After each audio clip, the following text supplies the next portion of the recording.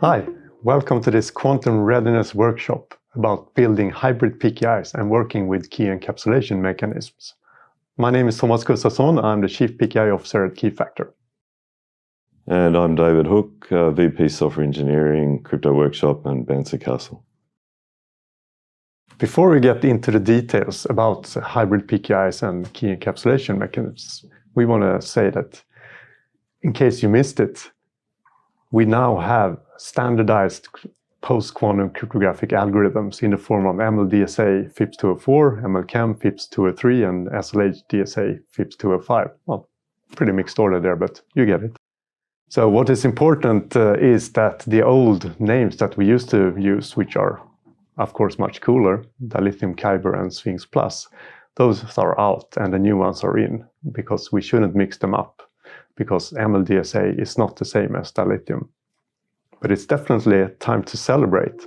So this is we've worked in this industry for many years now, and this is the biggest migration we've ever done in the cryptographic industry. So this is celebratory times, and this is a monumental moment. It's something you will tell your grandkids about. You were here when we switched from classic cryptography to post-quantum cryptography. Okay, so one of the things that's come up a lot with this, of course, is, it's moving to the new algorithms. What does it really mean in terms of how you want to do things in the future? And this idea of crypto agility has been talked about mainly in the context of trying to prepare for the migration. But the other thing that's really becoming obvious is that crypto agility is still going to be required moving on. Now, there's a definition here from a paper that was published in 2021. Crypto agility refers to the ability of an entity to replace existing crypto primitives, algorithms, and protocols with a new alternative quickly, inexpensively, with no or acceptable risk exposure. Those three things are quite important. The thing about crypto agility is it's not just a matter of being able to edit the code and replace one algorithm name with another or an algorithm identifier with another. There is also this issue of expense, risk, and what difficulties are faced by your user community when you do the adaptation. So with replacement, of course, first step is to replace the primitives and keys with the use of new primitives and keys. Really, that is where the excitement begins, though. With signature algorithms, of course, this is fairly straightforward. I mean, signature algorithms fundamentally haven't changed. The only issue that you've got is whether or not you've actually hard-coded the keys you were using in the first place, or somehow hard-coded the algorithms. With key encapsulation mechanisms, however, the process of moving from classical to PKC is actually more complex. Key encapsulation mechanisms are actually quite different to what we're used to dealing with.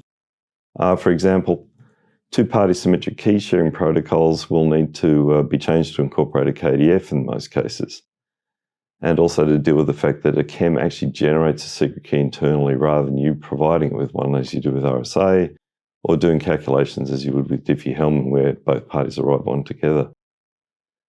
Finally, multi-party protocols need to be adjusted because chems at the moment are all two-party. So being able to use multiple Diffie-Hellman keys, finite field Diffie-Hellman keys together is no longer really going to be an option. Okay, so looking at replacement further, ease of agility usually means a cheaper cost of moving.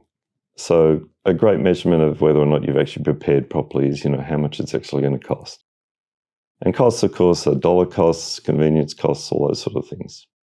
Moving from classical to PQC needs to consider resource costs as well. So keys, signatures, ciphertexts are all still bigger. More computation is often required. Bandwidth, of course, is going to be something that you'll be using a lot more of too. CPUs that are currently running flat chat will not be able to support the throughput that you're currently seeing.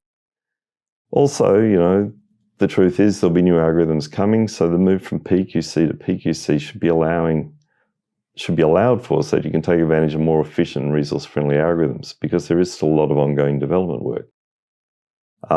Things to think about, of course, is are some assets remote? I mean, if you're trying to change something on a cloud-based server, it's quite straightforward. If the thing you're trying to change is actually on top of a 100-foot pole on the top of a remote mountain, that could be a little bit more difficult.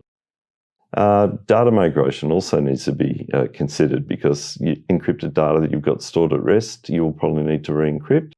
Or in some cases, you might just decide to get it off the internet altogether, or at least, protect it some other way so that you're only re-encrypting stuff that you actually need to use. Likewise, there's also the cost of updating key management systems and disposal of retired cryptographic assets. You obviously need to make sure that old keys and old data is disposed of properly. So then with crypto agility, there is the risk aspect as well. Do you have to take systems offline to migrate? What does that mean for your users? Does it mean they're going to not have access when they need it? How do you manage that? Okay, you take something offline to upgrade it. What happens if it comes back up and it doesn't come back properly? What do you do if there are issues? Do you have some incident management response in place? How many migration processes that you've got can you actually involve automation? I mean, there'll be a lot of certificates to update, for example. This is clearly an area where tools will help. Will any of the migration processes create a security risk in themselves, and how can those risks be mitigated? Ideally, it wouldn't be turning off encryption temporarily, but yeah, the reality is that while stuff's been taken offline and brought back online, there might be gaps, there might be data written to disks that you may not be aware of. There might be a whole bunch of things like that. If you're not monitoring all that carefully, there may be stuff left around after a migration has taken place, which could create problems, not to mention the actual issues with the migration itself. And finally, what are your third parties doing? So are any of these on the critical path for migration, and will they be ready in time? It's not just you, most likely, that is actually managing your cryptographic assets. You'll probably have third-party applications which are actually also involved in this by proxy. They also need to be updated. Okay, so one of the migration mechanisms that's been put forward is the idea of hybrid certificates. So the concept here really is that they're dual key.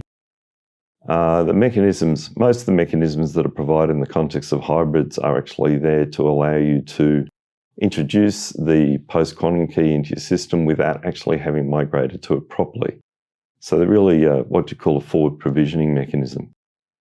There's currently 4 different approaches of this, which are all in different stages of standardization. The one that is most standardized at the moment is a system that was previously known by Catalyst from the company that originally developed it, and that was standardized in X509 in 2019. There's several new standards. One is Delta, which is also known as Chameleon, which is a draft in the IETF process. There's Composite, which is another way of providing multi-algorithm support, but via the declaration of a new algorithm. So it doesn't quite have the backwards compatibility aspects that Delta and the X509 standard do. And it's also in draft, although some bits of the Composite idea are actually coming out of draft at this point. And then finally, there's a concept called related certificates, which is another IETF draft. And it's not actually dual key, but it does actually give you a mechanism for marking a particular post-quantum certificate as being related to an earlier certificate that you may not be able to reissue rather. So that's also in draft in the IETF, and that's also managed via extensions.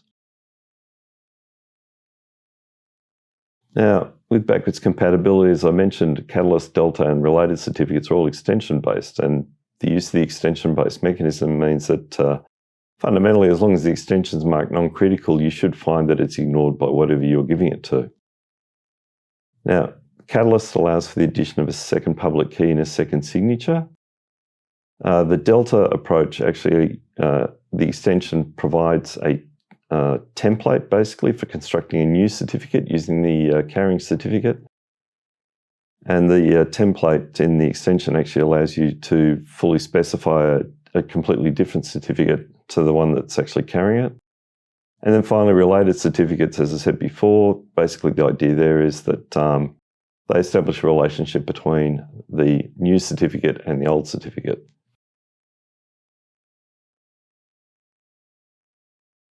So the kind of issues that we've got at the moment, and this is due to the fact that things are in a state of flux, only Delta and related certificates include attributes defined for use in certification requests. So these are the the only two that actually have a standardized mechanism for providing certification requests.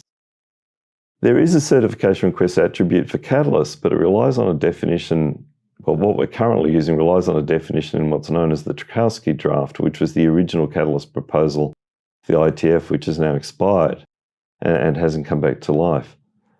On the other hand, Delta and related certificates are actually still in draft themselves, so it doesn't really matter which way you go, you're basically stuck using a draft in some aspect.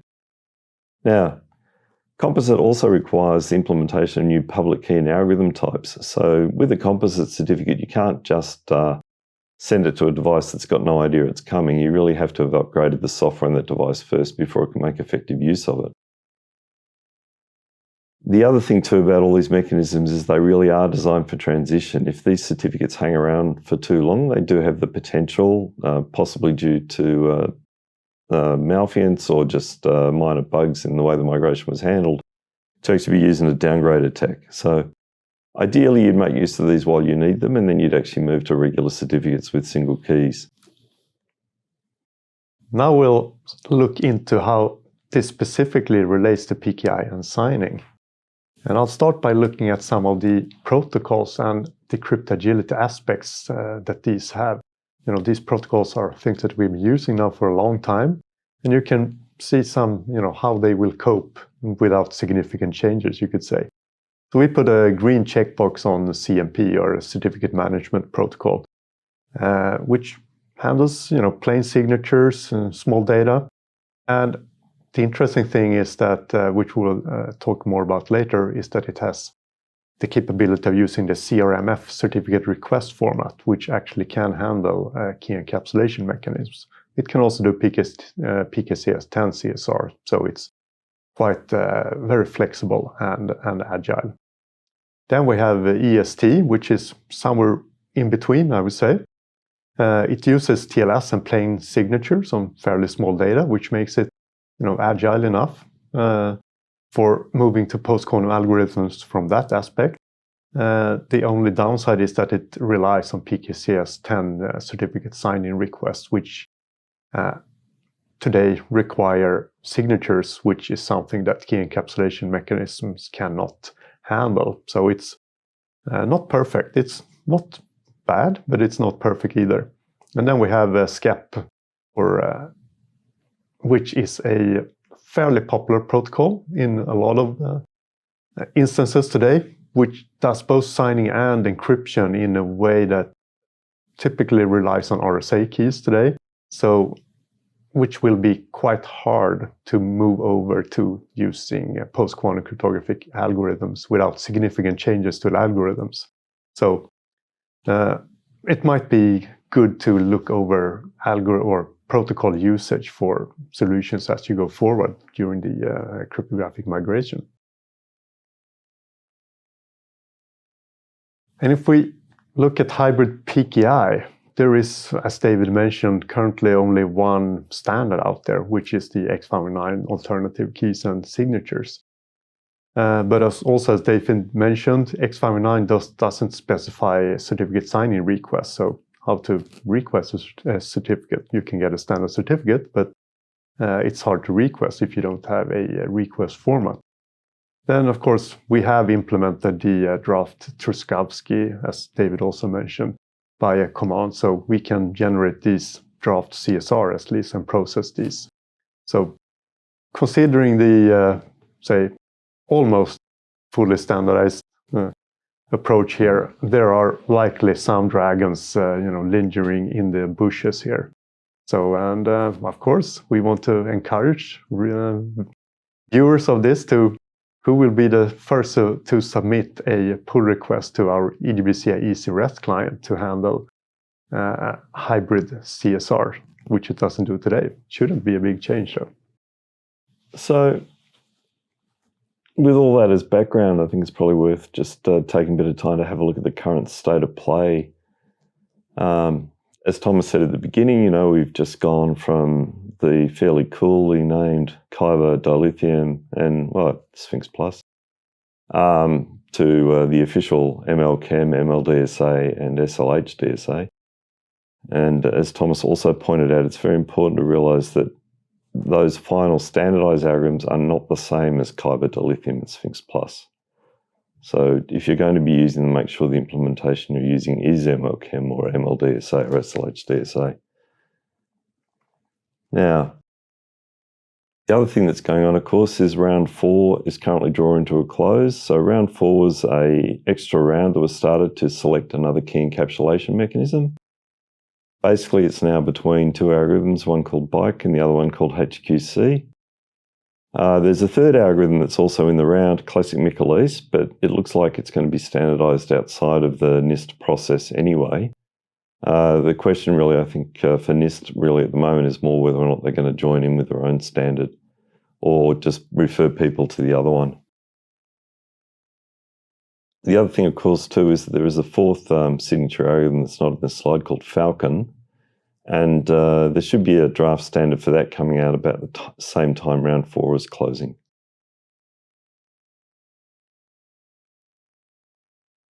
So further to this, and just going back to the comment I made before about PQC to PQC migration, the need for crypto agility for that, there's another signature round that's currently taking place. It's got 40 candidates, 30 of them are still standing, 7 of them are lattice-based.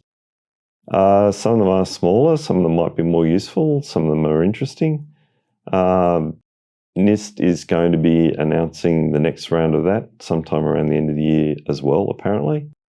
But yeah, it's just further evidence though that, there's a lot of work still going on in this area. So even though we do have 3 fairly good standards right now that we can use today, it's important to keep in mind that you may want to move to one of the other ones later.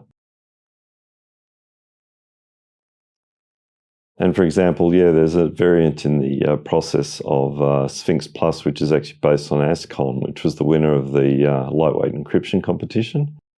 So for small device people, this particular signature algorithm could be quite useful in terms of the fact that if you've implemented ASCON, you can actually then provide a PKI mechanism on top of it.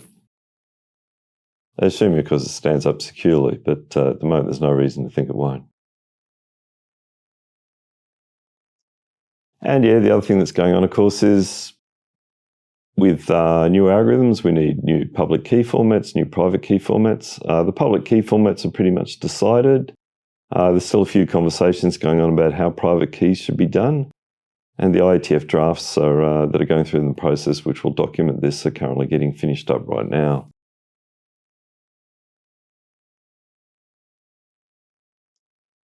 And yes, of course, as we mentioned before, X509 actually includes the alt extensions, but lacks a standardized CA mechanism. And there's all these other IETF drafts which are going on. Certificates, cryptographic message syntax, there's quite a good one for using key encapsulation mechanisms now in CMS.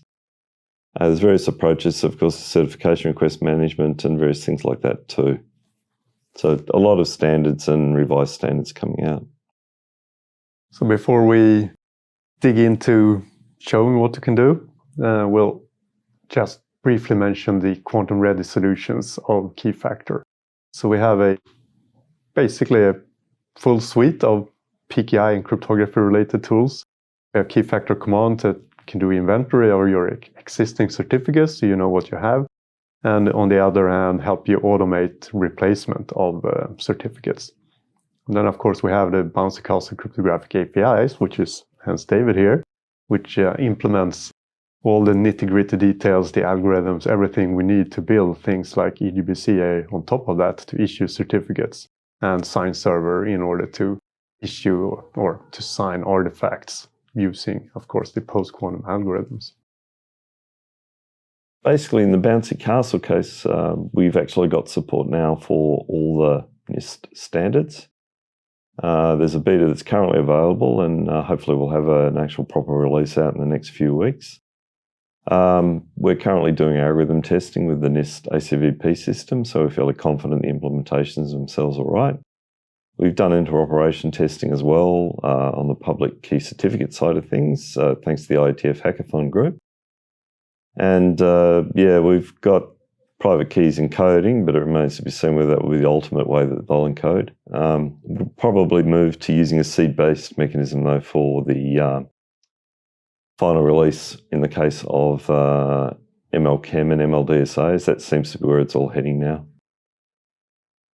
We do have support in place for the different hybrid alt mechanisms. Delta and Chameleon are also supported, as is Composite, and we're currently in the process of adding some certificate binding support too. The only real issue with certificate binding is they still haven't allocated the OIDs for that, so we're probably going to have to use an experimental OID for that at the moment. You need to wait until the actual standard is ratified before actually trying to use that in production. Then finally, we've done updates to cryptographic message syntax, so there's already support for the newly released Chem recipient info structure. That's allowed us to actually do additional updates to the certificate management protocol, certificate request message format as well, which take advantage of the fact that the Chem recipient is now in place. And we're also in the process of adding some of the TLS cipher suites which have been proposed just in draft as experimental. And that brings us to our demos, where we're going to try to show a couple of these things that we're talking about, and see that it's not only talk, that you can start doing things for real. And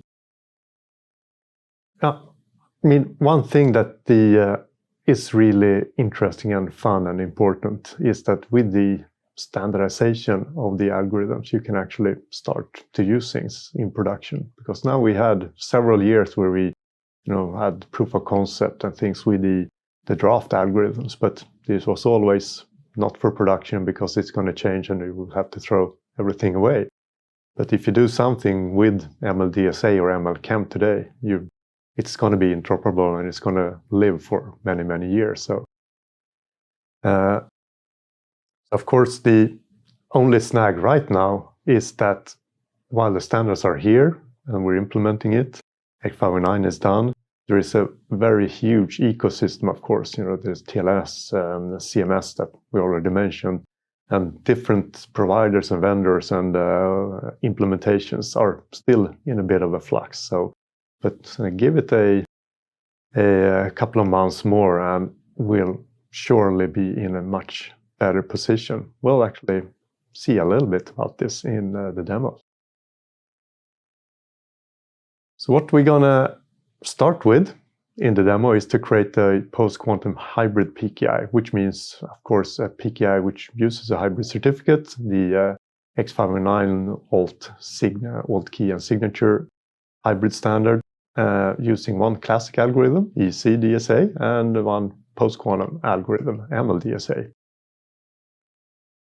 And the only thing we need before to get started is an EGBCA container. And with that, we will create a CA hierarchy with a classic, CA setup with a root CA using a higher security level, and a sub-CA using slightly smaller keys, and then finally an end entity, which will be the next phase of the demo. So here we will go into the demo. So here we have a branch of EGBCA 9, which will come later, which will be the upcoming release that supports eventually the final standards of ML-DSA, etc. You can see here that I started what we call TLS setup simple, which gives you a warning, a security warning there, which is just a nice way to tell you that if you're going to production, it will be things to do. So I'll do in a non-production setup here. So the first thing we have to do is create what we call a crypto token, which is where we generate the keys in EGBCA. So first I will create a crypto token called PQC root. It will be software keys only, no HSM here so far. And I create the crypto token and it's done. And then I will generate keys on the crypto token. For the root CA, I will generate 2 keys, since it's going to be a hybrid, and we'll use NIST security level 256-bit on this one, which means a classic signing key of ECP2521. And we also need to generate a test key for this. This is just an internal EDBCA thing in order to make sure things are running. And we will generate what we call a default key, which is just an internal key. It's actually not going to be used, but it has to be there for things to be created as we want. And finally, we will create our post-quantum key, where we will use MLDSA 87, which is the level 5 of MLDSA after this competition. So that's it. Now we have our keys for root CA. We will do the same for the sub CA. Create a crypto token for the sub CA. And once that is done, we will create a signature key. In this case, we will use P384 for the sub CA.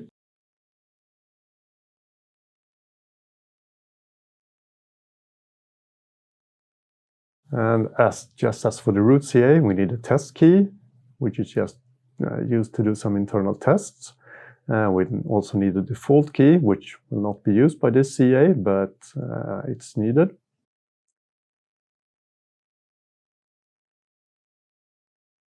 And finally, we'll create our post-quantum key, where we'll use MLDSA 65, which matches the security level of P384 of ECDSA. So now we have our keys created for our CAs. With that done, we can actually move on to create the CAs. So here we see we have unused crypto tokens. So now we'll put them in use by creating 2 CAs, of course. First, we will create our root CA. You see root, I will call it. I will select the crypto token I just created, of course. And the signature algorithm, the classic signature algorithm, will be SHA-512 with ECDSA. So it automatically, friendly enough, selects the assigned key P521 for me. So as for the hybrid, I will select the signature algorithm MLDSA 87 because now EDBCA recognizes that I have only an MLDSA 87 key on this crypto token. I will finalize with giving this CA validity. That's all I need to do. I can, of course, specify a lot of other fields, but for a simple root CA, this is enough. It will be kind of best practice contents of the certificate.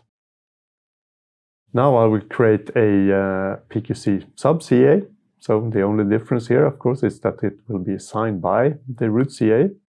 I will use the sub CA crypto token. I will use SHA-384 with ECDSA, and hence it selects my signed key P384.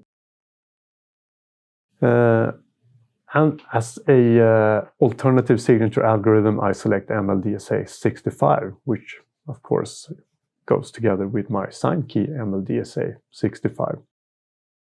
Now there's a little bit more to do. Instead of a self-signed CA, I will say that this will be signed by our PQC root. And I will give this a slightly shorter validity of 1 year.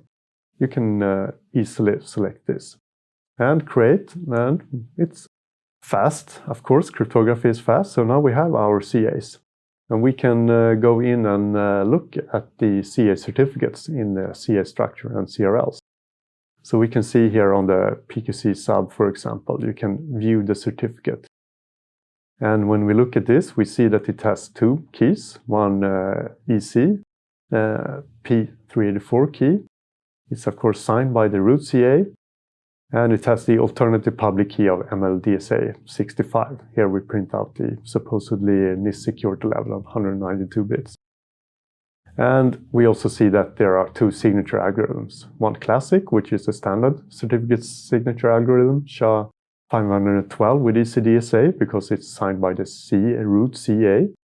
And the alternative signature algorithm of MLDSA 87, also from the root CA, which had those keys. So that's how easy it is to create a hybrid PKI with MLDSA or with ECDSA and MLDSA. And of course, there are other algorithms that you can select. Now, with our hybrid PKI created, we can move on to create an ML-Chem end entity certificate. And this we will do using CMP, or Certificate Management Protocol, that we talked about earlier, and ML-Chem, which interestingly enough is unable to create a classic proof of possession. For those who don't know, proof of possession is a structure used in certificate signing requests, where you take the certificate signing request containing the public key and sign it with the corresponding private key. And this enables anyone who receives this CSR to verify that whoever created the CSR is in possession of both the public and the private key. So you're not sending a CSR with someone else's public key in it. So this is very useful. And but with ML-Chem, we have to do it in a slightly different way that we're used to. So the starting point is, of course, our EDBCA container started with our post-quantum hybrid PKI created. And we will use the EDBCA CMP client, which is a tool that comes with EDBCA, to run our CMP protocol. And what we'll do, briefly overview, we will create a CMP alias, we will create an end entity in EDBCA, we will create a CRMF request, requesting indirect proof of possession. We'll mention that a little bit more in detail. We will issue the certificate from the CA using CMP. And the indirect proof of possession means that the certificate is actually sent back encrypted to the client. So the indirection here means that, well, if the client is able to decrypt the certificate, then the client has proven that he is in possession of the corresponding private key. So that is done when the CMP response is received and the issued certificate decrypted. So let's jump into the demo. In order to issue a certificate with EDBCA, we need to create what is called an end entity. So we start by creating an end entity. So we go to RA functions, add end entity, and maybe embarrassingly enough, I will not use a very production-ready setup here. So I will use this pre-installed empty profile installed. Of course, in a real environment, you would create your new end entity profile containing only the fields you need, etc., etc. But for the sake of keeping the demo short enough, I will use the empty one. There are lots of tutorials how to create end entity profiles. So I will create an end entity called CMP Inc. Cert and give it a one-time enrollment code. I will use the same common name as the username here. Let's map this actually. So I copy the field and paste it in there as a common name. So we'll make a very simple end entity with only a common name. And then we can scroll down and select the CA. So we'll issue, of course, from the post-quantum sub-CA.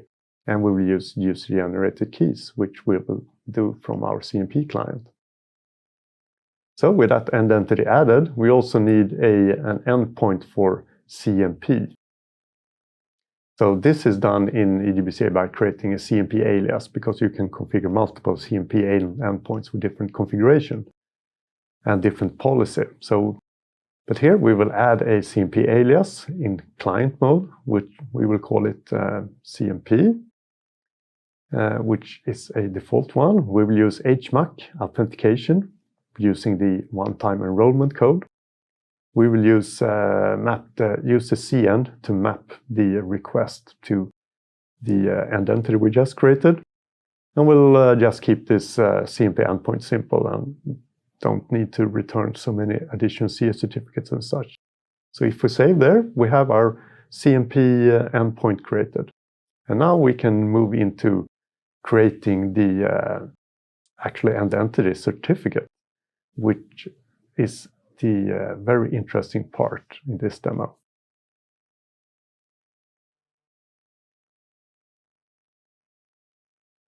Okay, we switch over to our CMP client, which is a tool that comes with EDBCA. It's called CMP client at SH.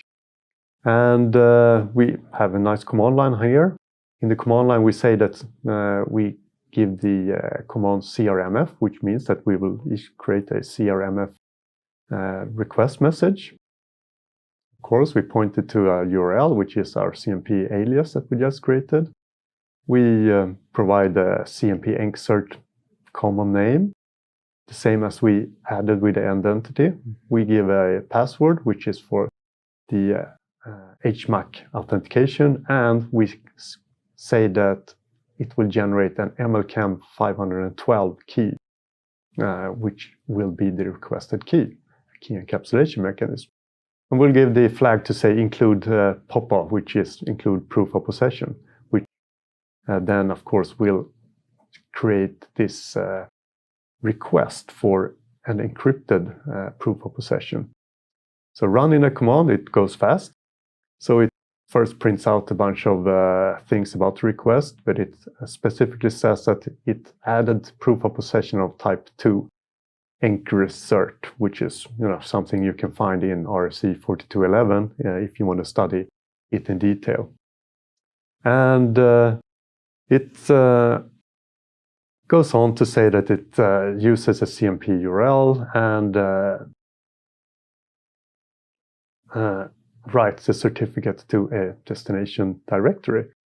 And interesting, of course, is that we specify here that decrypting returns certificate with private key of type MLCAM 512. This is the CMP client just saying that, okay, I received an encrypted certificate back and I decrypted it with my public key. With the private key. And then, so the request was successful and we received a certificate. So we can try to look at the certificate we stored.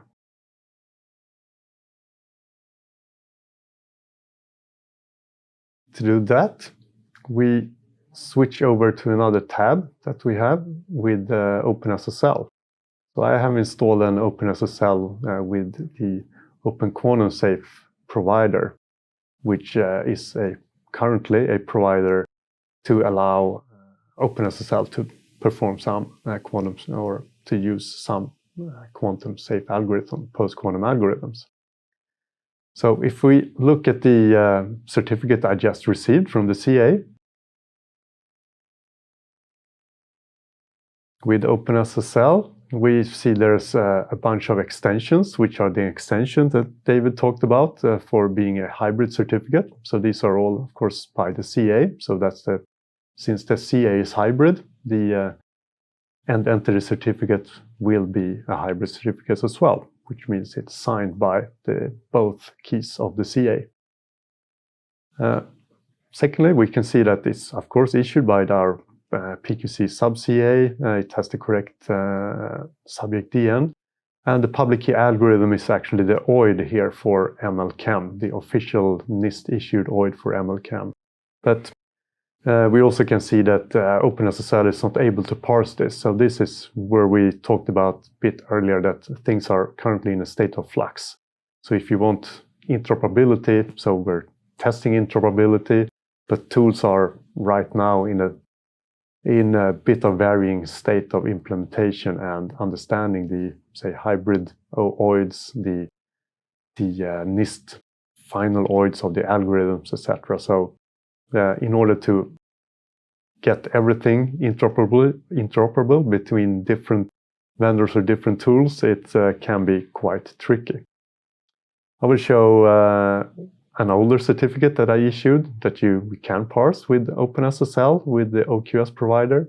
This is actually an older certificate that I issued based on the draft specifications of the algorithms. And in this case, OpenSSL claims that it's signed by MLDSA 44, but it's actually a draft version of this standard. So at least the branch of OQS that I found could not handle the final updates, but could handle the draft updates. So this is, you could say, interesting experiments, but give it a couple of more months, and I'm sure that everything will be quite smooth. So that was a demo of proof of possession for chems. So code for this, for Bouncy Castle, is available in something nicely named as the PQC Almanac, which shows how you can do this in code, which we'll dig into a little bit as well. But just a summary of what we have done. So we generated a CRMF request with an MLChem public key and requesting proof of possession of type key encipherment and pop of private key subsequent message enquery search. So this is all things taken from the RFCs, like RFC 4211. And what happens when the CA receives this request is that it will issue the certificate but encrypt it in the form of a CMS message and envelope data. And it will encrypt it with an AES key derived using the MLChem public key of the request. So then the client will receive the CMP response and find out that it's an actually encrypted envelope data, a CMS message, and it will decapsulate the AES key using its MLChem private key, and eventually then decrypt the CMS envelope data, retrieving the actual certificate. So this is all the steps that we did. And now David will talk about how it's actually done.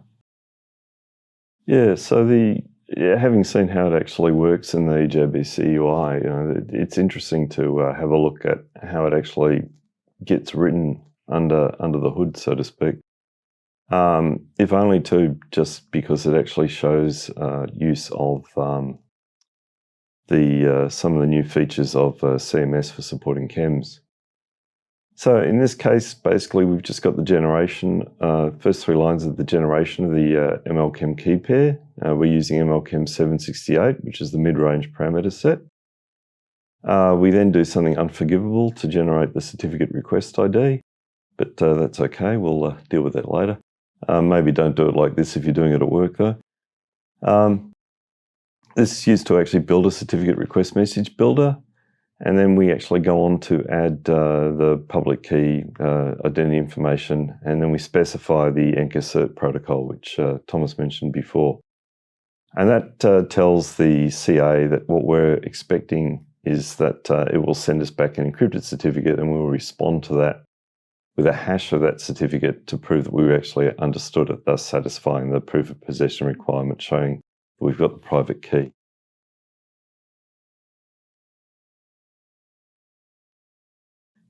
Continuing with the client side of the transaction, having sent our certification request message off to the CA, we get back a certificate rep message as a response.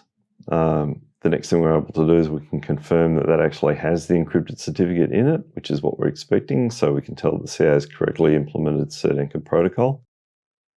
Now, for getting the encrypted certificate out, we need to create an enveloped recipient which actually uses a chem key. So we have the JCE chem envelope recipient here, which is constructed using the chem private key for the public key that we've been requesting the certificate for. Our next step, what actually happens under the covers, is that we basically,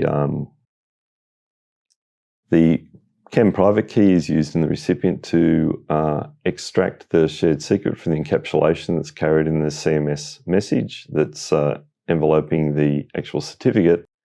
That recovers the RSA session, the AES session key, which is then used to decrypt the certificate and return it to us. Then finally, the last step in this particular slide is we're just verifying that the certificate is actually valid for the CA that we've actually requested it from. And one thing which is not shown on the slide, what we would do next is we would then send back a message to the CA containing a hash of the certificate we just decrypted, which would allow the CA to actually verify that we have proof of possession and then allow our certificate to be published by the CA. So Thomas mentioned earlier there was a PQC Almanac. The full details of this protocol as described in the code here are actually in that too. So if you're interested in these things, I'd definitely encourage you to download it and have a look. And finally, we would just like to mention the Keyfactor PQC lab, where you can stay up to date on the latest innovations from Keyfactor and easily, for free, set up your own lab environment in Azure or AWS with trials and open source software. and there's plenty of educational resources on our PQC lab. And this concludes our workshop. I hope you enjoyed it. Thanks for sticking with us all this time. Hope to see you next time. And thank you, and yes, don't forget to download the almanac. Cheers.